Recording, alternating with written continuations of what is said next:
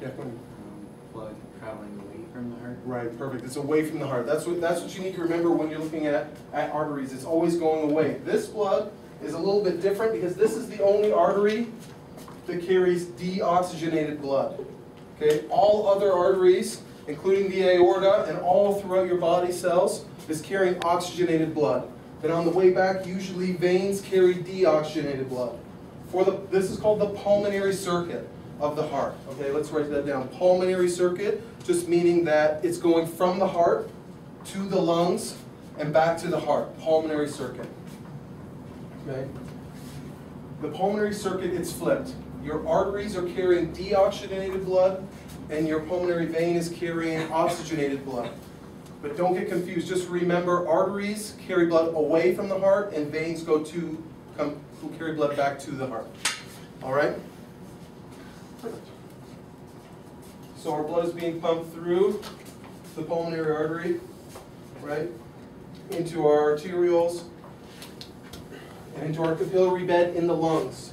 So this is in the lungs.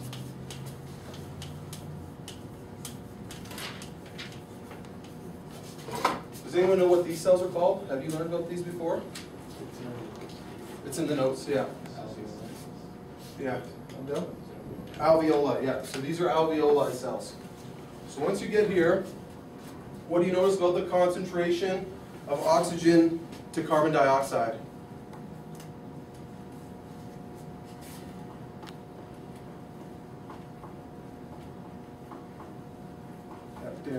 Like to tell you that we have a high concentration of CO2 in the artery, Yeah. and we have a high concentration of oxygen in the alveoli. Right, that's good, but is this an artery? Still yes, because we. So we have the pulmonary artery, which will turn into, right, arterioles, which will turn into capillaries. That's right. So this is a capillary bed.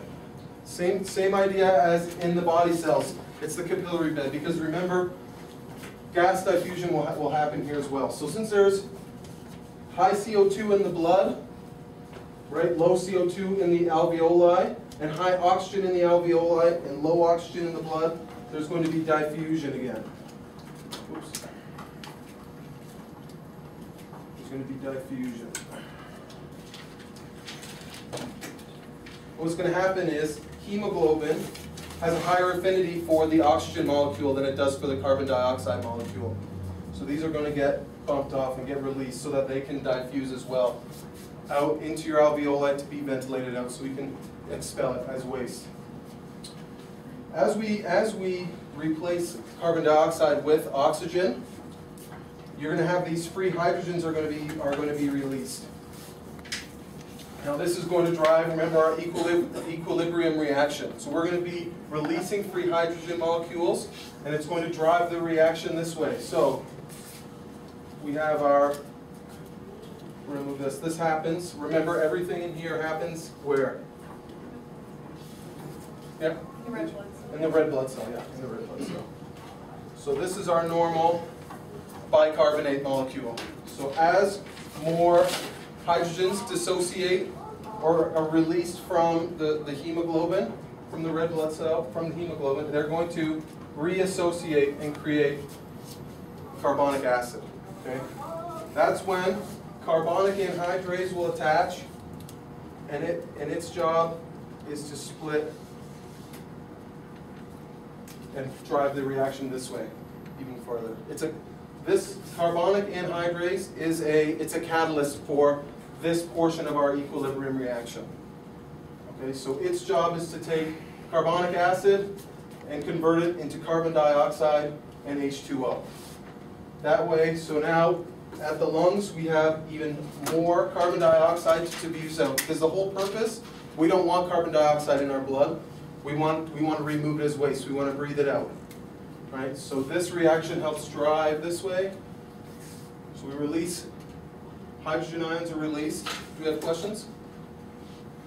Hydrogen ions are released, forces the reaction towards reassociation, becomes carbonic acid, and then carbonic anhydrase changes carbonic acid back to CO2 and water.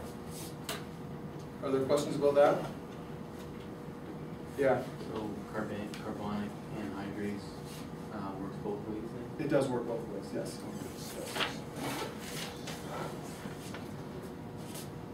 Perfect. From there, our blood works back through the capillaries to our venules, our veins, to our pulmonary vein, which remember, even though it's carrying oxygenated blood, it's going to the heart. So it's in the vein to your left atrium. Now your left atrium works similar to your right atrium. The valve will open, it will allow blood to pour through. Once a pool has accumulated, it will contract into the left ventricle. When the left ventricle is full, it will contract, closing this valve. Why is it important that this valve is closed? Someone who hasn't. Carolyn. Exactly, that's right. We don't want blood to flow back into the left atrium, right? We need to keep it going through the cycle.